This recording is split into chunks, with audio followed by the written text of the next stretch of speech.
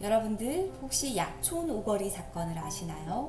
시간이 조금 지나서 잊고 계셨던 분들도 이름을 들으면 아 하고 떠오르는 분들도 있으시겠죠. 저는 이 사건을 처음 접하게 된 것은 SBS 그것이 알고 싶다를 통해서 알게 되었습니다. 그때 약촌 오거리라는 말을 들었을 때 약촌 오거리 지명의 이름도 궁금했는데요. 약초를 많이 파는 곳이라서 약촌이라고 아마 불리지 않았을까 추측해 봅니다. 서로는 여기까지 하고요. 일단 이 사건은 그것이 알고 싶다 방송으로 인해서 많은 국민들이 관심을 가지게 되었고 그 이후에는 재심이라는 영화로도 만들어졌습니다.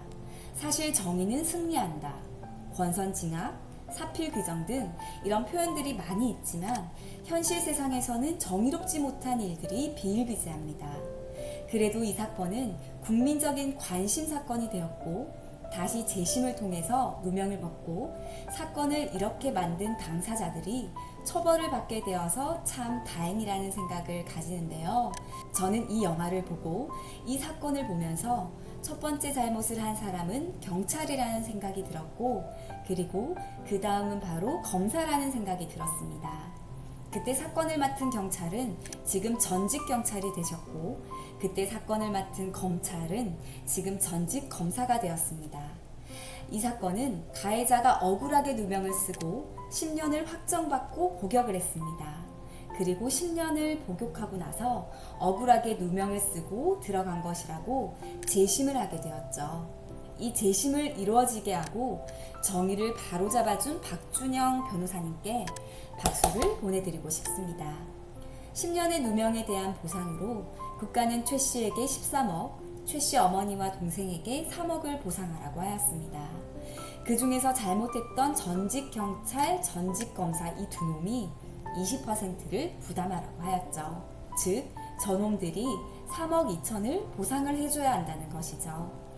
저 두 놈이 보상해줘야 하는 금액이 조금 적다고 생각할 수도 있지만 어쨌든 결론은 이렇게 났는데 중요한 것은 저 두 놈이 생각보다 반성을 깊이 하고 있지 않다고 생각이 드는데 지금 배상 판결에 항소를 한 상태이기 때문입니다.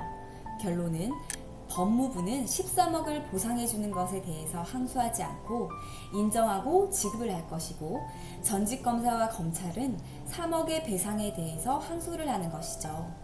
다만 전직 검사는 최 씨에게 사과를 한다고 했는데요.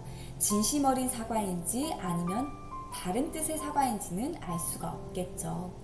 여튼 사과는 사과이고 3억의 배상에 대해서는 항소를 하는 것은 잘못은 인정하지만 굳이 내가 3억까지 배상하는 것은 억울하다는 측면이 있다는 것이겠죠. 이 영화에서 보여지듯이 인간의 욕심과 내면의 진실 그리고 본성 참 잘 나타낸 영화인 듯합니다. 경찰은 정의롭지 못한 수사를 한 것은 진급에 대한 욕심일 것입니다. 그리고 영화에서 박준영 변호사의 친구가 뒤에서 다른 협상을 한 것은 실리를 추구하는 인간의 본성을 보여주는 대목일 것입니다.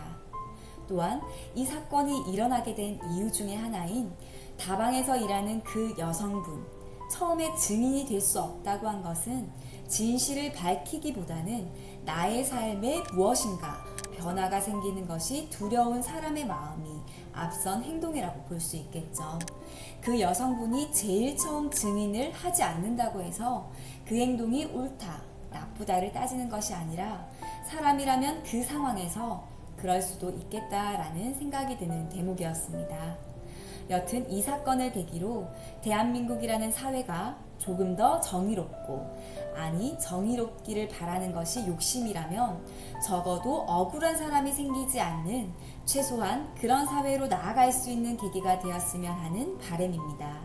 두 번 다시는 대한민국에 이런 억울한 사건이 일어나지 않길 바라며 이와 비슷한 억울한 사연을 가진 영화가 더 있을 것입니다.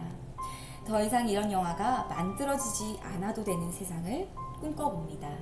하지만 영화로서는 재미도 있기 때문에 이런 사건은 우리나라 사건이 아니라 항상 외국의 소재이거나 그냥 소설로서 만들어지길 바랍니다. 이상 정글레드 시네마 리뷰였습니다.